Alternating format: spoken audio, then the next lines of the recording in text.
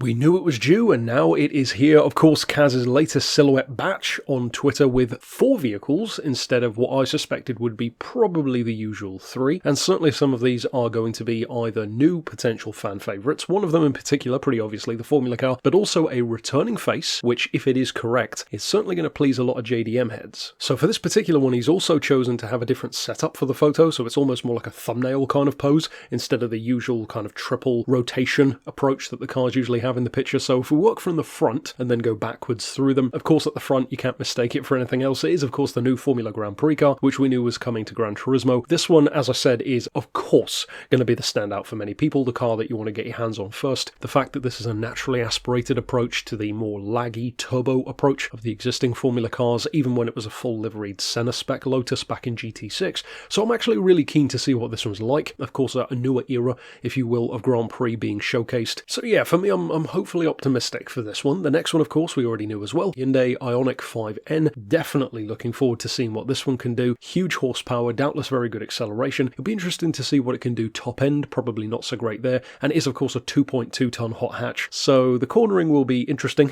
to see. Of course, in real life, it's a lot of fun, but it's always a question of how much of that manages to transfer to the game, especially because, well, let's be honest, Gran Turismo doesn't have the best track record when it comes to EVs, in particular with being next to useless most of the time in any kind of event that involves, fuel or tyre wear. And secondly, more importantly, a lot of the Vision GTs, which have ended up being high performance EVs, are pretty bad to work with, primarily because you can't really do much to them. So I really do think that a lot of how good this car can be is going to hinge on how much you can do to it in terms of tuning and upgrades. So fingers crossed on that one. I'm certainly looking forward to it though. Then we get to the 2 other cars. These ones were not previously shown, and they are one new face, it would appear, and one returning face. First things first, it appears to be, and this will disappoint some people, but perhaps be good for others depending on your fandom, a facelift version of the GR Corolla. Now that could be wrong, but it certainly fits the profile of the facelift generation GR Corolla, with that bigger grille, the more aggressive front end, the way the lights are kind of set in with that jutting out front bumper. It definitely lines up with the profile of that car, so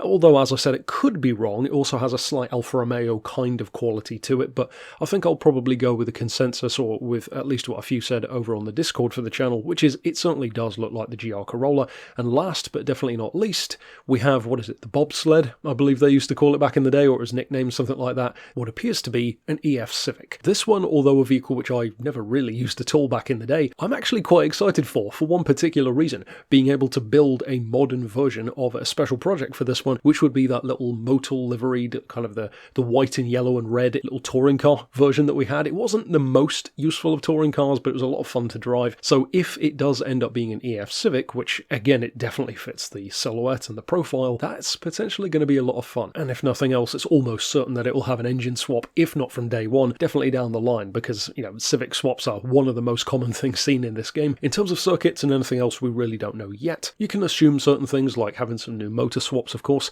We'll have to see what those are. So basing it on the usual timeline that we have to work with, you can expect the trailer to drop on Wednesday, probably a bit later in the day. So of course, stick around then on the channel for that. And then on Thursday, we'll have the update itself. And of course, on that Thursday, I'll do my overall thoughts and my first impressions on the entire update. Then on Friday, we'll be talking about new motor swaps and then the individual vehicles after that point. So of course, stick around for all of that goodness. Tell me your thoughts down below if you disagree and think that any of these are something else. And like I said, 2 of them we already know anyway, but it really is those back 2, which, if anything, are up for more debate. We'll have to see if there's a circuit. I'm not particularly hopeful, but you never know. That's it for now. I'll see you next time, and thanks for watching.